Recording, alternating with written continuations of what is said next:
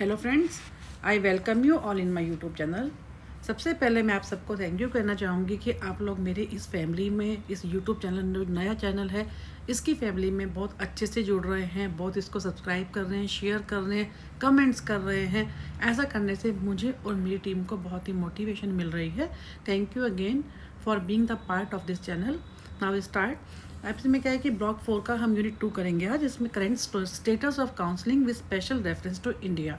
इसमें क्या है कि पूरा इसके बारे में कहाँ से काउंसलिंग एंड गाइडेंस सेंटर्स, कहाँ से इनकी शुरुआत हुई थी, किस यूनिवर्सिटीज़ में ये सबसे पहले ये आए थे, कहाँ से सेकेंडरी स्टेज सर्विसेज जो है गाइडेंस एंड काउंसलिंग साइकोलॉजी की इंडिया में प्रोवाइड की जाती हैं, और कहाँ पे जो है जो हम जैसे हमने काउंसलिंग के बारे में पढ़ा है, उसके लिए जो काउंसलर होता है उसकी क्या एसेंशियल क्वालिफिकेशंस होती हैं, कौन सी इंस्टीट्यूशंस हैं जहाँ से डिफरेंट तरह के जो कोर्सेज प्रोवाइड होती हैं इंडिया में भी एंड वेस्टर्न कंट्रीज़ में भी। इंडिया के अलावा यूएस है, कनाडा है, इन सब के बारे में भी हम पढ़ेंगे कहाँ कहाँ पे ये कोर्सेज प्रोवाइड किए जाते हैं। तो इसको यहाँ पे स्टार्ट करेंगे। बहुत ही इसको हम जो इसकी हिस्ट्री के बारे में है तो थोड़ा इसको रनिंग में हम लेंगे कि development of counselling and guidance centres in India. India में सबसे पहले कहाँ हुआ था? सबसे पहले कलकत्ता में 1950 में जो है, कलकत्ता यूनिवर्सिटी में सबसे पहले 1950 में जो है साइकोलॉजिकल जो लेबोरेटरी है वो इस्टेब्लिश हुई थी, and A separate section of research in applied psychology was open under the direction of doctor GS Bose है 1936 में। उनके अंडर जो है उसमें क्या हुआ था कि अमेरिका के जो टेस्ट थे उनको जो है इंडिया के जो कॉन्टेक्स्ट में उनको बनाया गया था to satisfy the vocational needs of the Indian students. Then है बॉम्बे में 1941 में, इसमें क्या कि बैटली भाई vocational guidance bureau was establish in Bombay. फिर है पटना में क्या होता है 1945 में ऐसे हुआ था, इसमें offering personal and vocational guidance to student and constituting a number of psychological test. फिर बात करेंगे कि इन्होंने कहा कि पारसी पंचायत, इसमें क्या था, the trustee of the Parsi panchayat funds and properties establish the Parsi panchayat vocational guidance bureau in 1947 में यहाँ पे हुआ था। डॉक्टर HP मेहता जो थे यहाँ के जो फर्स्ट डायरेक्टर थे, उन्होंने क्या जो है publish the journal of vocational and educational guidance. फिर यूपी गवर्नमेंट में 1947 में इसमें हुआ था, जिसमें क्या था कि UP government establish the bureau of psychology at Allahabad on the recommendation of Acharya Narendra DO committee के नाम है, इनके अंदर इन्होंने ये काम किया था। फिर बॉम्बे गवर्नमेंट ने क्या अगेन जो है 1947 में set up the vocational guidance bureau in Bombay, renamed as institute of vocational guidance in 1950 से पहले 47 में हुआ था, उसके बाद उनको रीनेम कर दिया as institute of vocational guidance in 1957। फिर 1952 में the vocational guidance association of Bombay was form to, पहले क्या हुआ था, पहले 1952 में ये जो था was form to coordinate the efforts of various individuals and agencies ने जो है इन्होंने कैसे गाइडेंस के फील्ड में बॉम्बे में जब ये काम कर रही थी, उसके बाद 57 में उसको रीनेम किया गया था इंस्टीट्यूट ऑफ वोकेशनल गाइडेंस। फिर वर्कशॉप ऑफ सेमिनार्स जो है दिल्ली में, उनके बारे में ये बात कर रहे हैं कि कहाँ पे ऑन द रिकमेंड, इन्होंने क्या कहा है कि मार्च में 1953 में doctor WL Burnett an American professor held a workshop at Central Institute of Education Delhi. इन्होंने यहाँ पे एक वर्कशॉप की थी। A second seminar was held in November, पहले इन्होंने कहाँ पे की थी 1953 में यहाँ पे दिल्ली में, ठीक है। उसके बाद सेकंड सेमिनार कहाँ पे हुआ था, was held in November 1954 at the same place. तो इस तरह से उन्होंने कहा कि इसमें क्या था, इसमें दोनों में क्या डिसाइड किया कि it was decided to form an all India educational and vocational guidance association and to affiliate to the international association for the vocational, कि इंडिया के अलावा जो उसमें कैसे उसके साथ जो इंटरनेशनल भी हम उसके साथ काम कर सकते हैं उनके साथ रिगार्डिंग वोकेशनल गाइडेंस। फिर सेकेंडरी एजुकेशन कमीशन, ये 1952 एंड 53 में इसकी हम बात करेंगे। इनमें क्या किया गया, on the recommendation of secondary education commission the old unilateral, जो एक तरह का एक यूनिलेटरल का मतलब कि जो एक सिंपल एक ही जो एजुकेशन सिस्टम चला रहा था, was replaced by scheme of, उसको रिप्लेस किससे किया गया, डाइवर्सिफाइड कोर्सेज से, जिसमें क्या होगी जो डिफरेंट इन्होंने नाम लिया है कि 7 डिफरेंट स्ट्रीम्स को इसमें रखा गया। कौन कौन सी? ह्यूमैनिटीज़ हो गई, साइंस है, एग्रीकल्चर है, कॉमर्स है, टेक्निकल है, fine arts and home science, इन सबको भी जो कि यूनिलेटरल सिस्टम था उसको रिप्लेस किससे किया गया, जिसमें डिफरेंट तरह के डाइवर्सिफाइड कोर्सेज है उनको भी स्टार्ट किया गया और मे 7 तरह के कोर्सेज को स्टार्ट किया गया।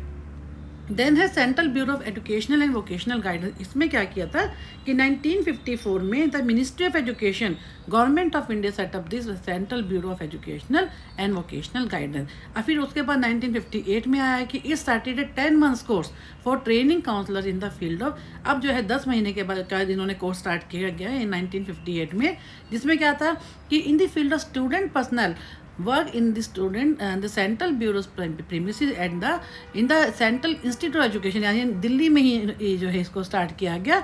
और इसमें क्या किया, earlier A part of the ministry of education the bureau has come A part of the department of psychological foundations of the national Institute of education under the NCERT। इसके बारे में हम काफ़ी डिटेल में आगे पढ़ेंगे NCERT के बारे में। ये जो नाम है आपको ये याद करने पड़ेंगे।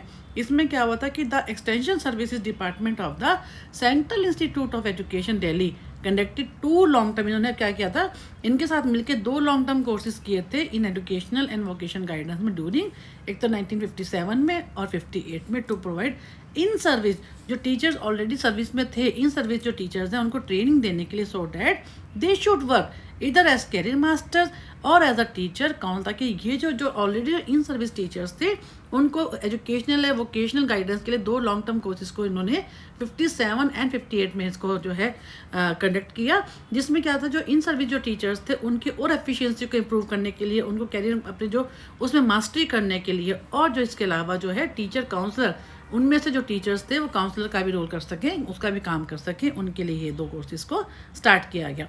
फिर एक state bureau of educational and vocational guidance के क्या है कि इन्होंने this were establish to perform the following function. अब ये जो तो थे state bureau of educational and vocational guidance के, ये इन्होंने डिफरेंट तरह के फंक्शंस के परफॉर्म करते हैं। फर्स्ट है organisation of sample group guidance activities for a few, जो कुछ स्कूलों के लिए सैम्पल ग्रुप जो मेनली क्या था, गाइडेंस एक्टिविटीज़ को ऑर्गेनाइज करना। फिर कलेक्शन ऑफ ऑक्यूपेशनल जो भी ऑक्यूपेशन से रिलेटेड, कहाँ पे वोकेशनल गाइडेंस से रिलेटेड कहाँ पे ऑक्यूपेशन अवेलेबल हैं, कहाँ पे नहीं है उनकी, और कौन सा ऐसा ऑक्यूपेशन जो कि आज की डेट में ज़्यादा आगे बढ़ रहा है, all about the occupational information and production of information material establish. उन्होंने कहाँ पे किया, स्टेट लेवल इंफॉर्मेशन सेंटर बनाए गए जहाँ पे इस टाइप की इंफॉर्मेशन को प्रोवाइड किया करना इनका काम था। फिर development and adaptation of translation of test, जो टेस्ट होते हैं डिफरेंट लैंग्वेज में, अगर जो टेस्ट होते हैं उनको कैसे उनको डेवलप करना, उनको डिफरेंट ट्रांसलेशन में कन्वर्ट करना, क्वेश्चनर्स को, चेकलिस्ट को। फिर ट्रेनिंग ऑफ गाइडेंस वर्कर, जो डिफरेंट तरह के जो गाइडेंस वर्कर्स हैं उनको ट्रेनिंग देना, प्लानिंग करना, कोऑर्डिनेशन करना, supervision of the guidance services within the state के अंदर। फिर कंसल्टेशन सर्विस देना, फील्ड सर्विसेज को देना, रिसर्च के ऊपर इन्होंने बात की, और organising courses guidance and counselling के ऊपर डिफरेंट तरह के कोर्सेज को ऑर्गेनाइज करना, इंडिविजुअल काउंसलिंग एंड एक इंडिविजुअल की काउंसलिंग और ग्रुप की गाइडेंस कैसी होती है उसके ऊपर ये काम करते थे। इसके अलावा organise short term training courses, जो ट्रेनिंग प्रोग्राम होते हैं शॉर्ट टर्म ड्यूरेशन के, एंड ओरिएंटेशन प्रोग्राम का भी ऑर्गेनाइज करना, ये भी इनका जो फंक्शन था। फिर स्टैंडर्डाइजेशन ऑफ जो साइकोलॉजिकल टेस्ट है वो जिस पर्पज़ के लिए हमने बनाए हैं, whether they are the fulfilling that particular criteria और नॉट, जिस पर्पज़ के लिए बनाया है that is called the standard. जितना ज़्यादा जिस पर्पज़ के लिए हमने वो बनाया अगर उसको मीट करता है टेस्ट, तो हम क्या बोलते हैं, वो स्टैंडर्डाइज्ड है। फिर पब्लिकेशन, उससे रिलेटेड सारे पब्लिकेशंस का ये सारा काम किनका था, जो हमने भी पढ़ा कि state bureau of educational and vocational guidance का। फिर बात करेंगे सेकेंडरी स्टेजेस की जो सर्विसेज होती हैं of guidance and counselling psychology in India. इसमें क्या होता है, सबसे पहले 2 का नाम आता है, एक तो क्या है central government ministry of education, ये इसके बाद में इसको जो है NCERT में कन्वर्ट। सबसे पहले क्या होता है कि ऑल ओवर इंडिया जो यूनियन मिनिस्ट्री ऑफ एजुकेशन थी और NCERT, ये दोनों मिलकर क्या करती थी, गाइडेंस सर्विसेज को प्रोवाइड करती थी एट सेकेंडरी स्टेज।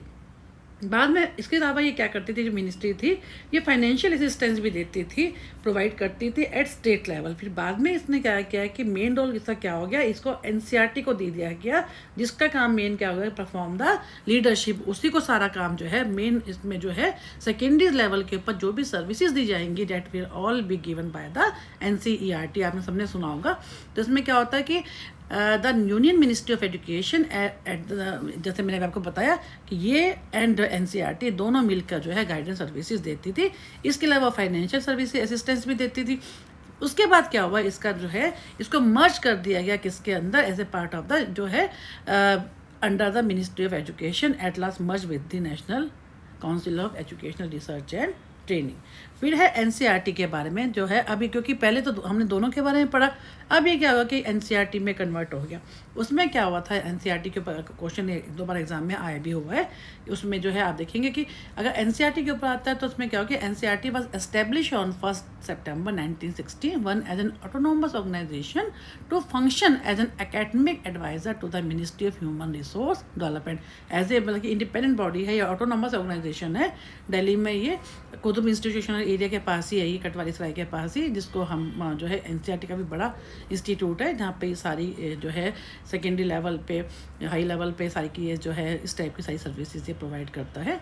तो उसमें क्या होता था, ministry draws upon the expertise of the NCERT in formulating and implementing its policy and programme. School education के अंदर जितने भी होते हैं बच्चे जो है छोटे से ही लेकर और 12th तक का एनसीईआरटी का इंडिपेंडेंट जो होती है बुक्स होती हैं, वो ये कौन करता है, ये प्रोवाइड, उसको इम्प्लीमेंट करना, सारी पॉलिसीज़ बनाना, क्या उसमें चेंजेस करने हैं, ये सारा काम किसका होता है, ये अंडर मतलब कि मिनिस्ट्री के अंदर रहकर ये एनसीईआरटी का ही काम होता है। तो NCERT in collaboration with Commonwealth of learning Canada is offering, ये भी है कि अब क्या है, ये इंटरनेशनल की बात आ गई। एनसीईआरटी जो है कनाडा के साथ मिलकर, जिसमें क्या है offering an international diploma course in guidance and counselling. इसके अलावा जो एनसीईआरटी एंड कनाडा दोनों मिलकर जो है एक ऐसा कोर्स देते हैं जिसको हम क्या बोलते हैं, diploma course in guidance and counselling. As a technical wing of the ministry of education it undertakes the different types of activities in the field of guidance and counselling. For example ये leadership हो गई, researches हो गई, training होगी, extension services होगी, field services, publication.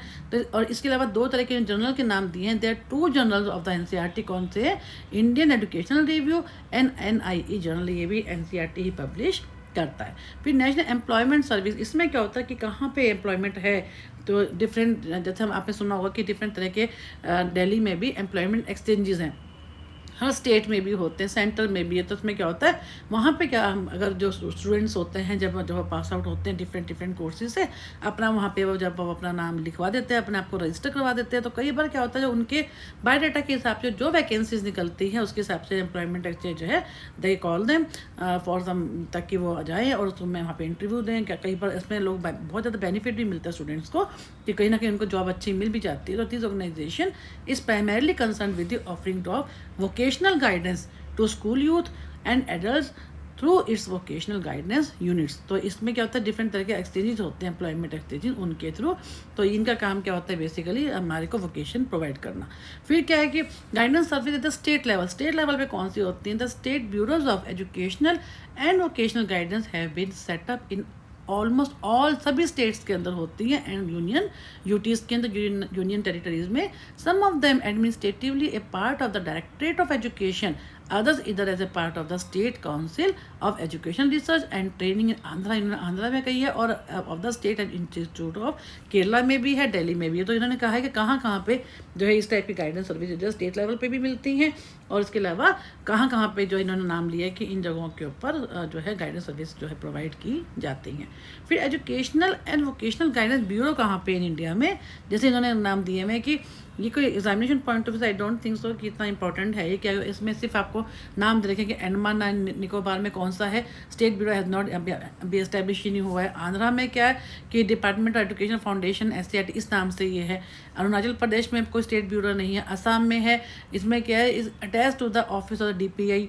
Delhi में जो है ये एससीईआरटी के साथ है। गुजरात में जो है इसका नाम ये है Institute of vocational Guidance. Ahmedabad में, हरियाणा में जो है guidance and counselling wing is a part of the SCERT Haryana. Himachal Pradesh में इसका नाम है। इस ढंग से इन्होंने जहाँ पे हैं वो, जहाँ पे नहीं हैं वो उनके बारे में सारा दिया हुआ है, कहाँ पे पूरा स्टेट वाइज इन्होंने मेंशन कर रखा है। Next come to area of the state directorate of employment and training. इसमें क्या है, कौन कौन से एरिया में ये काम करते हैं, एरियाज कौन कौन से हैं। Organisation of occupational information programme, सबसे पहले ऑक्यूपेशनल से रिलेटेड जो इन्फॉर्मेशन होती है उसको ऑर्गेनाइज करना, उससे रिलेटेड प्रोग्राम को ऑर्गेनाइज करना। फिर एम्प्लॉयमेंट मार्केट इन्फॉर्मेशन, कि मार्केट में क्या एम्प्लॉयमेंट अपॉर्चुनिटी है, क्या कौन सी वैकेंसी अवेलेबल हैं, कौन सी नहीं है, किस फील्ड से रिलेटेड है, उस टाइप की सारी इन्फॉर्मेशन से रिलेटेड सारा प्रोग्राम को उनको प्रोवाइड करना, ऑर्गेनाइज करना। कैरियर स्टडी सेंटर, कहाँ पे स्टडी सेंटर्स हैं जहाँ पे हमारे कैरियर से रिलेटेड है।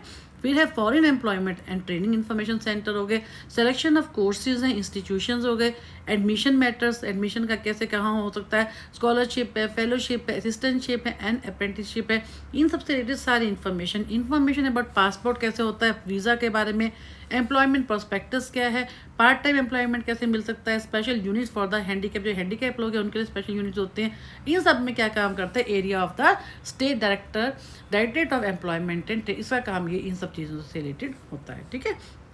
फिर training in colleges and universities, इसमें क्या है, these offer courses in guidance in programme for the degrees of BEd and MA in psychology, some of these also train career master through organise in short term course, इस type की जो है training दी जाती है, किससे related, BEd and MA in psychology. फिर है प्राइवेट गाइडेंस एजेंसीज कौन सी होती है, some private guidance agencies have been sponsored by जो चैरिटेबल ट्रस्ट होती हैं, सोशल वेलफेयर ऑर्गेनाइजेशन होती हैं और एजुकेशनल सोसाइटीज़ इन इंडिया। फिर है गाइडेंस सर्विसेज सेकेंडरी स्कूल, जो हमने ऑलरेडी इसके बारे में जो हमने काफ़ी डिटेल में ये चैप्टर भी किया हुआ है कि गाइडेंस सर्विसेज के बारे में कि कहाँ पे होते, किन के थ्रू जो है आजकल स्कूलों में जो है गाइडेंस सर्विसेज दी जाती है, कौन कौन से लोग उसमें इन्वॉल्व होते हैं। सबसे पहले क्या आ जाएगा कि guidance services in secondary school are conducted by the following guidance personnel conducting well equipped guidance, कौन कौन सा इसमें इन्वॉल्व होते हैं, एक प्रिंसिपल हो गया, गाइडेंस काउंसलर हो गया, टीचर काउंसलर और कैरियर मास्टर्स हो गए, स्पेशलिस्ट कौन कौन से, जैसे सोशल वर्कर कोई हो गए, है ना, कि हमने जब पढ़ा भी था अपनी मर्जी से, कई लोग वॉलंटियर्स हो जाते हैं, साइकोलॉजिस्ट हो गए जो बहुत जरूरी है, काउंसलर हो गए, डॉक्टर, डेंटिस्ट, नर्स हो गए, पेरेंट्स हो गए, community health welfare and guidance, ये सब क्या हो गए, डिफरेंट तरह के स्टेक होल्डर जो कि उसमें इन्वॉल्व रहते हैं in the guidance services guidance programme के अंदर। फिर counselling psychology education and training, अब जो काउंसलर होगी उसकी क्वालिफिकेशन के बारे में, सबसे पहले certificate diploma and PG diploma courses और counselling are offered by various institute, different जो है इंस्टीट्यूट जो है इंडिया में वो प्रोवाइड करते हैं। For pursuing a PG diploma in clinical and community psychology you need to, अगर हमारे को PG डिप्लोमा की जो बात की, कोई हमें क्लिनिकल एंड कम्युनिटी साइकोलॉजी में करना, you need to have graduation in सबसे पहले हमारे को साइकोलॉजी में ग्रेजुएट होना बहुत जरूरी है। For admission to diploma programme in guidance and counselling, some institute, कौन कौन से कुछ इंस्टीट्यूट है जो कि prefer candidates with a bachelor's degree in home science education of arts, वे कुछ ऐसे होते हैं जो कि ऐसे कैंडिडेट को भी ले लेते हैं जो इन्होंने MA जो है साइकोलॉजी में या MA में उनके पास साइकोलॉजी होती है। Counseling courses also include a certificate course in guidance. Candidate with MA degree in psychology can apply for diploma program in vocational rehabilitation and counseling and PG diploma course in rehabilitation psychology, इन्होंने नाम दे रखे हैं। हो सकता है क्योंकि थोड़ा पुराना है, थोड़ा सा आप गूगल पे इसको देखिएगा या RCA की जब वेबसाइट है आप उसमें भी देखेंगे, आपको काफ़ी डिटेल में मिल जाएगा। RCA की वेबसाइट है, दिल्ली में यही है। आप जब इस पर करेंगे तो आपको लेटेस्ट गाइडलाइन मिल जाएंगे कि कैसे कैसे डिफरेंट तरह के जो कोर्सेज होते हैं उसके लिए क्या एसेंशियल क्वालिफिकेशन रहती हैं, वो कैसे ऑनलाइन मोड पे होते हैं, ऑफलाइन मोड पे होते हैं, सारा डिटेल आज की डेट में अपडेटेड आपको उस पर मिल जाएगा। फिर है eligibility for clinical and counselling psychology, अब क्लिनिकल और काउंसलिंग साइकोलॉजी के लिए क्या एलिजिबिलिटी होती है उसके बारे में बात कर रहे हैं कि सक्सेसफुल कंप्लीशन ऑफ MA और MSc degree in psychology with A minimum of 55% in aggregate is a minimum eligibility criteria for pursuing a professional course in, आप कहते हैं अगर 55% मिनिमम मार्क्स है MA में साइकोलॉजी में तो उसके लिए ज़रूरी है आपको इतने मिनिमम मार्क्स ज़रूरी हैं आपको किसी भी डिप्लोमा को इसका परस्यू करने के लिए, किसी भी प्रोफेशनल कोर्स को जब काउंसलिंग साइकोलॉजी में करना चाहते हैं। तो एग्रीगेट परसेंटेज इसमें क्या होता है, are relaxable by 5% for the, अगर SC ST जो डिजर्व कैटेगरी के लोग हैं उनके लिए 5% मार्क्स की क्या है रिलैक्सेशन है। फिर 2 years of practical experience in offering counseling services is also an eligibility criteria in several, कई जगहों पे 2 साल का एक्सपीरियंस मांगते हैं। फिर students who have merely completed their post graduation in social work और psychology और also offering, जैसे स्टूडेंट जो कि सोशल वर्क का काम कर रहे हैं, साइकोलॉजी में उन्होंने MA का रखा है तो are also offering counselling services even though they are not registered अंदर, चाहे वो RCA में रजिस्टर्ड नहीं है लेकिन वो इस टाइप की सेवा कर रहे हैं तो वो भी इस टाइप की सेवा करने के साथ वो भी जो है कर सकते हैं ये काम। फिर RCA issues registration number two every clinical, जो RCA है वो हर एक क्लिनिकल साइकोलॉजी को एक नंबर देता है, एक रजिस्ट्रेशन नंबर, उसको हर जो है 5 साल में उसको रिन्यू करवाना पड़ता है अगर आपको अपनी प्रैक्टिस करनी है एज ए क्लिनिकल साइकोलॉजिस्ट। फिर इंस्टीट्यूशन कौन सी offering courses in psychology, NCERT हो गया, All India Institute of Physical Medicine and Rehabilitation, ये महाराष्ट्र में है। अन्नामलाई यूनिवर्सिटी इन तमिलनाडु में है। SNDT वुमेंस यूनिवर्सिटी इन महाराष्ट्र में है। यूनिवर्सिटी ऑफ मद्रास इन तमिलनाडु। रानी दुर्गावती विश्वविद्यालय इन MP। Regional institute of education in MP। फिर regional institute of education in Karnataka. तो इस टाइप से इन्होंने कहा है कि ये जो इंस्टीट्यूट हैं वो यहाँ पे आपको क्या होते हैं, आपको काउंसलिंग के जो कोर्सेज हैं ये प्रोवाइड करते हैं। Then benefits of counselling courses क्या होते हैं? बेनिफिट्स में हम क्या करेंगे, इन्होंने क्या कहा है कि more and more people are resorting to counselling to solve various crisis of their lifes after pursuing counselling courses. Students acquire helping skills to counsel and guide people for coping up with educational, social, और हमने काफ़ी detail में counselling के बारे में पढ़ा है। अगर हम कोई भी काउंसलिंग का कोर्स करते हैं, चाहे हम MA इन काउंसलिंग साइकोलॉजी ही करते हैं, तो उसमें क्या होता है, हम क्योंकि एक सिर्फ ये नहीं होता कि इसमें हमारे को कोई बहुत बड़ी कोई प्रॉब्लम हो जाती है तभी हमारे को काउंसलिंग की जरूरत पड़ती है। For our adjustment in life, day to day problem में भी एक छोटा बच्चा जब स्कूल में जाता है तब भी उसको काउंसलिंग की जरूरत पड़ती है। उसके बाद जैसे जैसे हम आगे बढ़ते हैं, चाहे वो मैरिज काउंसलिंग है, चाहे कैरियर काउंसलिंग है, एजुकेशनल काउंसलिंग है, कपल काउंसलिंग है, हर चीज़, फैमिली काउंसलिंग है, हमारे को हर जगह वोकेशनल काउंसलिंग, हमें कहीं पे भी अपनी लाइफ में या किसी की नियर एंड डियर की फैमिली में डेथ हो जाती है, उस स्ट्रेस से, उस ट्रॉमा से बाहर निकलने के लिए भी हमारे को काउंसलिंग की जरूरत पड़ती है। तो क्या होता है कि बेनिफिट्स बहुत ज़्यादा है कि हम कहीं पे भी जो है आज की डेट में कहीं पे भी हमारे को काउंसलिंग की जरूरत पड़ती है। तो अगर हम कोई भी काउंसलिंग कोर्स करते हैं तो हमारे को उस टाइप की स्किल मिल जाती हैं जिससे हम अपने उस टाइप से हम किसी की हेल्प कर सकते हैं, एडजस्टमेंट प्रॉब्लम को में हेल्प कर सकते हैं। फिर scope for counselling in India, India में क्या स्कोप है कि once you complete counselling courses you can choose from several job profiles in India. Train personnel can opt to work in marriage counselling. अगर किसी ने ट्रेनिंग ले रखी है काउंसलिंग में, MA कर रखी है, तो अपनी क्या कहता है वो इन फील्ड में काम कर सकते हैं। जैसे काउंसलिंग एजेंसीज में, स्कूल्स में, आजकल तो हर स्कूल में भी काउंसलर मैंडेटरी हो गए हैं, उनमें काम कर सकते हैं। ओल्ड एज होम में काम कर सकते हैं, काउंसलिंग सेंटर्स हैं, वेलफेयर डिपार्टमेंट्स ऑफ डिफरेंट तरह के NGOs हैं। तो कई बहुत स्कोप होता है अगर कोई भी अगर काउंसलिंग साइकोलॉजी में अगर पास होता है, MA करता है। फिर स्कोप ऑफ, और अगर अब्रॉड की बात करते हैं तो बहुत ज़्यादा है। In the country in the west counsellor are held in the same rank जैसे कि अदर मेडिकल प्रैक्टिशनर। इंडिया से ज़्यादा अगर हम बाहर जाते हैं, अब्रॉड में जाते हैं, USA है, कनाडा है, यहाँ पे क्या होता है कि जो मेडिकल प्रैक्टिशनर्स के इक्वलेंट मानते हैं काउंसलर को, देयर रिम्यूनरेशंस आर दस हायर देन इंडिया। उनके जो उनको मिलता है वो भी काफ़ी ज़्यादा होता है, उनको काफ़ी अच्छी इनकम मिलती है। And counsellors can opt for practising abroad in the same field offering counselling jobs in the country. तो इस टाइप से हमने पढ़ा कि इंडिया में और अब्रॉड में क्या इसका स्कोप है। फिर careers in clinical and counselling psychology, इसमें क्या कैरियर्स हैं, क्लिनिकल में क्या है, उसमें क्या है, तो one needs to be kind and compassionate in nature in order to be a good clinical psychologist since this profession entails the practitioners to understand. आप कहते हैं कि किसी को भी अगर कोई काउंसलर बनना चाहता है तो उसको counsellor should be kind enough, compassionate होना चाहिए, उसको अंडरस्टैंडेबल होना चाहिए, उसको क्लाइंट की मतलब की प्रॉब्लम को वो समझना चाहिए, उसमें ये सब एबिलिटी होनी चाहिए। One should have a good understanding of the working of the human mind, उसको ह्यूमन माइंड की नॉलेज होनी चाहिए कि ह्यूमन माइंड को पढ़ने की अंडरस्टैंडिंग उसमें होनी चाहिए, तभी वो कुछ काम कर पाएगा उस टाइप से। क्योंकि आपको काउंसलिंग के अंदर ये सब स्किल्स होनी बहुत जरूरी है काउंसलर की। तो counselling is a very good tool to prevent the mental health and stress oriented problem. Counselling क्यों की जाती है? मेंटल हेल्थ के लिए, स्ट्रेस का किसी के लाइफ में जो उस टाइप का स्ट्रेस चल रहा है उसको दूर करने के लिए, उसका प्रॉब्लम को सॉल्व करने के लिए difficult task to deal with patients exhibiting abnormal mental behavior, hence a lot of patience, बहुत ज़्यादा पेशेंस की जरूरत होती है on the part of the counsellor. ये सारा इन्होंने काउंसलर की स्किल्स के बारे में बताया, काउंसलर की क्या क्या स्किल्स होनी चाहिए।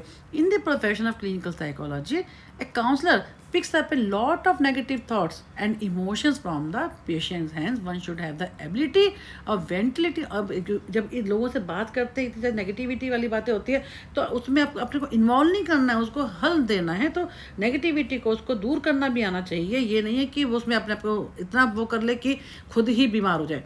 तो ये कि इन सब चीज़ों के बारे में उसमें आना चाहिए, उस टाइप की ये सब क्वालिटीज़ हैं on the part of the counsellor. तो moreover one should also have strong skill, persuasion की स्किल होनी चाहिए, उसको परसुएट करना है, मोटिवेट करना है in order to help the clients break their mental blocks. Effective communication skill बहुत ज़्यादा जरूरी होती है since one has to uncover the innermost working of the patient's mental processes by talking. क्योंकि हर एक में क्या, इसमें क्या होता है, उसको क्लाइंट से बात करनी है, उसकी बात करके उसके अंदर क्या चलो तो इसको बाहर निकालना है। तो ये सब चीज़ें, मेंटल ब्लॉक्स क्या हैं, उसके माइंड को पढ़ने की क्षमता होना, उसको परसुएट करना, उसके अंदर अब उसके हर चीज़ को समझना है एम्पैथेटिकली, लेकिन अपने आप को उसमें खुद उसमें इन्वॉल्व नहीं होना है, उसकी हेल्प करनी है क्लाइंट के, कहने का मतलब ये है। तो clinical and counselling psychology programme के बारे में इन्होंने बात करी है कि various courses in clinical psychology are offered by universities and institute across the country. कौन कौन से? One can go for an MPhil programme of 2 year. आजकल थोड़ा जो सुनने में आ रहा है कि एमफिल का इतना ज़्यादा वो नहीं है, लेकिन एनीवे जो भी है कि इसमें कहा है कि 2 साल का एक एमफिल का कोर्स है, उसके बारे में पुराना मॉड्यूल है ये। फिर इसके लिए क्या है, MPhil programme are available at the Central Institute of, कहाँ पे है प्रोग्राम अवेलेबल एमफिल का? CIP में इन रांची झारखंड में, National Institute of Mental health and Neurosciences NIMHANS में, बहुत ही फेमस इंस्टीट्यूट है ये, and the Institute of Human Behaviour and Allied IHBAS and New Delhi. तो इनमें क्या हो कि ये सब क्या कराते हैं, एमफिल प्रोग्राम को हर साल कंडक्ट करवाते हैं। And each of the above mention institute conduct independent all India level entrance examination होते हैं कैंडिडेट्स के लिए जो कि एमफिल में एडमिशन लेना चाहते हैं। The candidates who qualify in the written, जो कैंडिडेट जो रिटर्न एग्जामिनेशन को क्वालिफाई कर लेते हैं, उनको इंटरव्यू जो होता है also have to clear an interview in order to get the admission. And diploma courses होते हैं, सर्टिफिकेट कोर्सेज होते हैं, वो भी कहाँ डिफरेंट तरह के जो इंस्टीट्यूट होते हैं वहाँ से प्रोवाइड किए जाते हैं इंडिया में। फिर जामिया मिलिया जो है वो न्यू दिल्ली में, and a few regional centres of the NCERT offer diploma courses in clinical psychology. RCI, जैसे मैंने आपको बताया, RCI रिकमेंड्स ए प्रैक्टिस ओरिएंटेड, क्योंकि वो हैंड्स आउट जो प्रैक्टिस होते हैं उसमें RCI में बेसिकली क्या होता है, आपको प्रैक्टिस करवाते हैं सब चीज़ों की। Oriented curriculum for students pursuing any course, कोई भी certificate in clinical psychology and counselling. RCI recommends an IPD माने जो पेशेंट ऑलरेडी एडमिट हैं, और OPD में जो डेली विजिट करते हैं, और जो ऑलरेडी एडमिट हैं, सीवियर केसेज जो होते हैं उस टाइप से रिलेटेड, सारे उससे रिलेटेड जो है सब के सब जो कोर्सेज होते हैं जो क्लिनिकल साइकोलॉजी में चाहे वो काउंसलिंग में वो प्रोवाइड करती है। Also recommend the restriction of theory related teaching to only theory का, जिसमें ओनली 30% होता है, 70% क्या होता है प्रैक्टिकल का होता है। इस टाइप के जो कोर्सेज होते हैं वो RCI प्रोवाइड करवाती है। तो इसमें क्या होता है कि ताकि आपको पता चले कि किस टाइप से काम करना है, और ये वहीं पे रह के अगर जॉब में भी हैं तो आपको फुल टाइम का एक कोर्स होता है। आपको ये डिस्टेंस लर्निंग मोड पे शायद ज़्यादा मेन नॉलेज में वो इस टाइप के कोर्स नहीं प्रोवाइड कराता है RCI। रेस्ट आप जो उनकी वेबसाइट पर जाएंगे आपको पूरा डिटेल मिल जाएगा।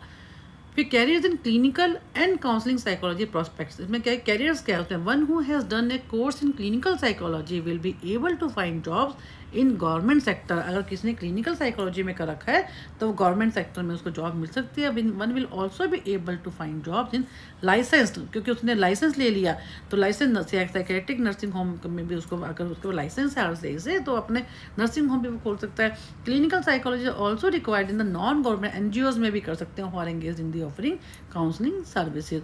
One can also find a full time career counselling, जैसे स्कूल में आजकल हर स्कूल में कैरियर काउंसलर होते हैं, काउंसलर की हर स्कूल में आजकल मैंडेटरी हो गया, तो उनमें आप वहाँ पे उनको जॉब मिल सकती है। CBSE ने क्योंकि डायरेक्शन दी है कि appointment of at least one full time career counsellor each and every school under the इस affiliation. One can also specialise in marital counselling. आजकल डिवोर्सेस बहुत ज़्यादा होते हैं, तो ये सब चीज़ों के में अगर कोई कैरियर काउंसलिंग करा तो कोई और जो है मैरिज काउंसलिंग, कपल काउंसलिंग में भी अपना जो है एफिशिएंसी एक्सपर्टीज ले सकता है। तो moreover the prospects of earning name and fame are quite bright if one sides the clinic and starts counselling independently. अगर अपना क्लिनिक खोल लेता है, अपनी खुद की प्रैक्टिस करता है, तो वो काफ़ी अच्छे से उस चीज़ को आगे कर सकता है। फिर लिस्ट ऑफ कॉलेजेस क्या है offering the clinical and counselling, कौन कौन से कॉलेजेस हैं? जैसे MSc इन साइकोलॉजी जो है वे बेंगलोर में इन्होंने नाम दे रखे हैं। अगर MSc इन साइकोलॉजी तो इन जगहों पे होती है। MSc होलिस्टिक साइकोलॉजी वो यहाँ पे होती है। MPhil इन साइकोलॉजी यहाँ पे होती है। तो इस टाइप से इन्होंने दे रखा है कहाँ कहाँ पे जो है कॉलेज होते हैं वो कोर्सेज करवाते हैं। MPhil इन अगर रिहेबिलिटेशन साइकोलॉजी है तो यहाँ पे होती है। PG डिप्लोमा इन CAS साइकोलॉजी है तो यहाँ पे इन्होंने दिया हुआ है। तो इस ढंग से आप देखेंगे कि पीएचडी इन क्लिनिकल साइकोलॉजी, अब ये तो हो सकता है अपडेटेड भी हो गया हो, तो आप इसको देख लीजिएगा। पीएचडी इन क्लिनिकल साइकोलॉजी है, यहाँ पे है post graduate diploma in counselling psychology है, तो यहाँ पे है पंजाबी बाग में इन्होंने दिया हुआ है। एमए इन साइकोलॉजी में अगर बात करते हैं तो इन जगहों से पूरा इन्होंने दे रखा है, यहाँ पे जो है होती है। तो इस वीडियो को हम यहीं पे फिनिश करते हैं। नेक्स्ट वीडियो में हम India's 2 leading organisation, very important question है ये, एग्जाम में कई बार आता है ये, यहाँ से सेकंड पार्ट स्टार्ट करेंगे। Thank you for watching my YouTube channel.